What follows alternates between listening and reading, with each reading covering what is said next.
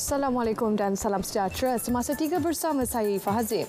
Surau dan dewan yang sesuai untuk solat Jumaat dibenarkan dalam tempoh Perintah Kawalan Pergerakan Pemulihan PKPP.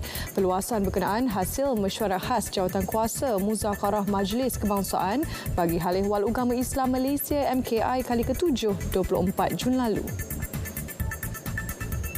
Dalam satu kenyataan, Menteri di Jabatan Perdana Menteri bagi Hal Ehwal Agama, Datuk Dr. Zulkifli Muhammad Al-Bakri berkata, pada masa yang sama dengan langkah berkenaan, jemaah perlu memaksimalkan penggunaan kawasan atau ruang solat di masjid dan surat Jumaat sedia ada.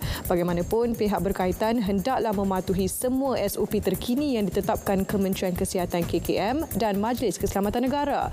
Bagi pelaksanaan solat berjemaah, pagar masjid dan surau disarankan untuk tidak dikunci pada waktu lain selain daripada waktu solat bagi memudahkan orang ramai menunaikan solat, terutama mereka yang bermusafir dan penghantar makanan, barangan dan pemandu e-hailing. Seorang pegawai imigresen direman 5 hari bermula hari ini bagi membantu siasatan kes rasuah berjumlah RM3,000.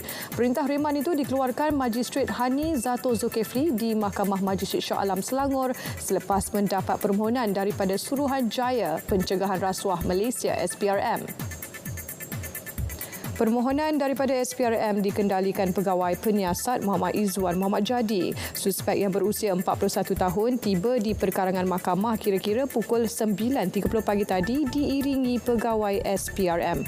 Suspek direman bagi membantu siasatan mengikut Seksyen 17(A) Akta SPRM 2009 yang memperuntukkan hukuman penjara maksimum 20 tahun dan denda 5 kali ganda dari nilai suapan atau RM10,000 mengikut mana yang lebih tinggi jika sabit kesalahan.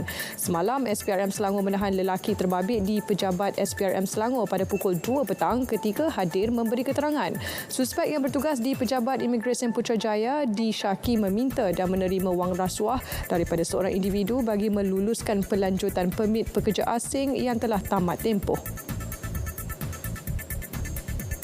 Di Johor, seorang penolong pengarah imigresen yang bertugas di salah satu kompleks imigresen ditahan polis Rabu lalu dipercayai terlibat dalam sindiket penyeludupan migran. Suspek wanita berusia 50 tahun itu ditahan hasil maklumat soal siasat ke atas 3 pegawai imigresen yang ditahan di negeri itu 23 Jun lepas.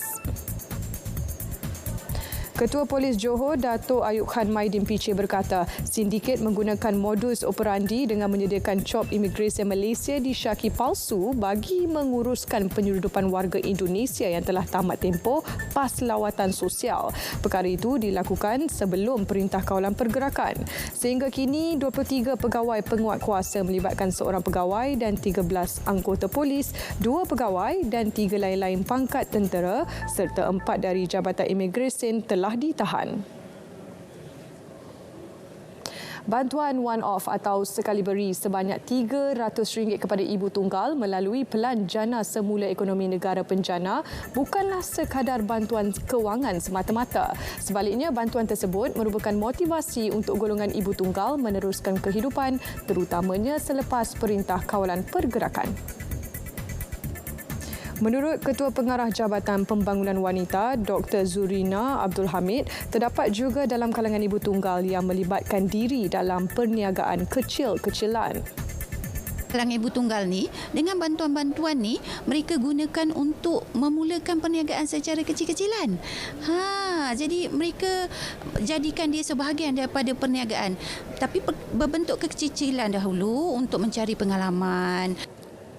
Melalui data pendaftaran bantuan khas ibu tunggal, pelbagai program dirangka untuk golongan ibu tunggal bagi meningkatkan taraf hidup mereka, antaranya khidmat nasihat bagi menjana pendapatan, pengurusan stres dan bimbingan penjagaan anak. Beliau berkata demikian di Angkasa Puri. Baik, paparan itu tadi mengakhiri Semasa 3 bersama saya Fahazim. Dengan itu, salam hormat dan Assalamualaikum.